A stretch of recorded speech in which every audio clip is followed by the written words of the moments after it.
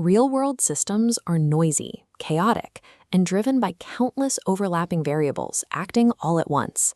If you try to predict an outcome by isolating a lone factor, your model will be structurally blind to reality.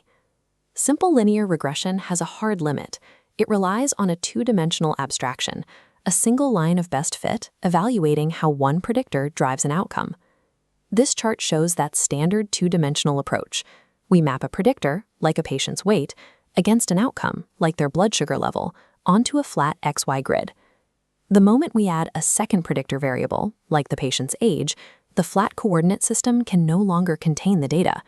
We have to rotate the entire system, pull a z-axis out of the screen, and map the data points into a dispersed three-dimensional cloud.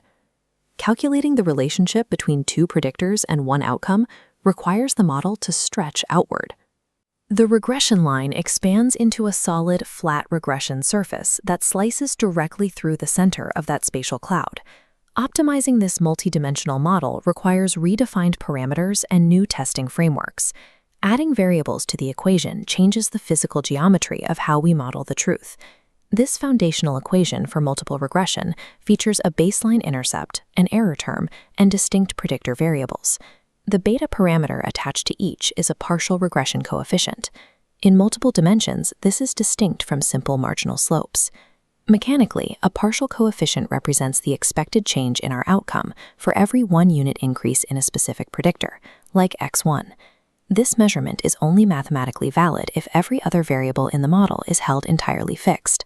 If other factors drift while measuring x1, effects overlap.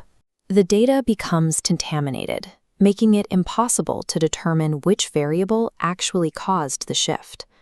Multiple regression provides a mechanical clamp, allowing us to isolate the raw, independent impact of a single variable within a deeply connected system. Maintaining precision depends on how we structure the data. This is difficult when incorporating qualitative, categorical data, like brand names or colors, into a quantitative equation. Novice analysts often force these categories into a single numerical column by assigning sequential integers, coding tool brand A as 1, tool brand B as 2, and tool C as 3.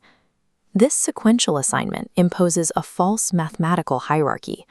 The algorithm treats tool C not just as a different brand, but as mathematically greater than tool A. This source document outlines the correct approach, defining separate binary indicator variables for every single distinct category. Instead of one column counting from 1 to 3, we create 3 separate yes or no columns.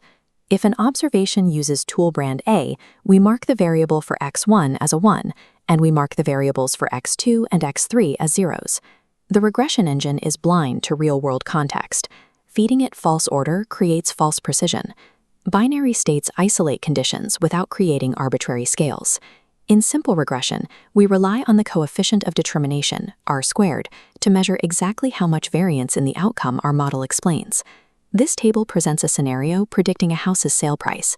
The model starts with sensible predictors like square footage, lot size, and bedrooms. But we can add completely nonsensical variables, like the diameter of the closet doorknob or the thickness of a kitchen cutting board. This digital counter shows how standard r² is inherently biased. Every time you add any new predictor, the r² value will automatically inflate, creating a deceptive illusion of improvement. The actual objective of multiple regression is parsimony, achieving maximum explanatory power using the absolute fewest, most efficient variables. This formula for adjusted r² introduces a corrective measure. It incorporates a strict degrees of freedom penalty based directly on the number of predictors in the model. In this framework, every variable must earn its keep. If a new predictor does not significantly improve the model's accuracy, the mathematical penalty drags the overall score down. This graphic shows a diagnostic output table from a semiconductor experiment. Interpreting this matrix requires a 2-tier verification process. Evaluating a multidimensional surface requires a broad check of the entire system before diving into individual variables. We begin with the global F-test. This joint hypothesis evaluates whether any single predictor in the entire model holds a linear relationship with the outcome. A significant F-test result confirms that the regression surface isn't entirely flat. The model works, but this does not guarantee that every individual variable within it is useful. To find exactly which specific variables are significant, we break the model apart to examine each dimension on its own merits. This is the local t-test. By checking the individual p-values for each coefficient, we measure their unique statistical significance against a baseline of 0. This column provides the data needed to prune the model. Even if the overall surface passed the global check, any single dimension that fails this localized test should be dropped. Mastery requires the relentless testing and deconstruction of these higher dimensional equations to isolate the true drivers of complex systems.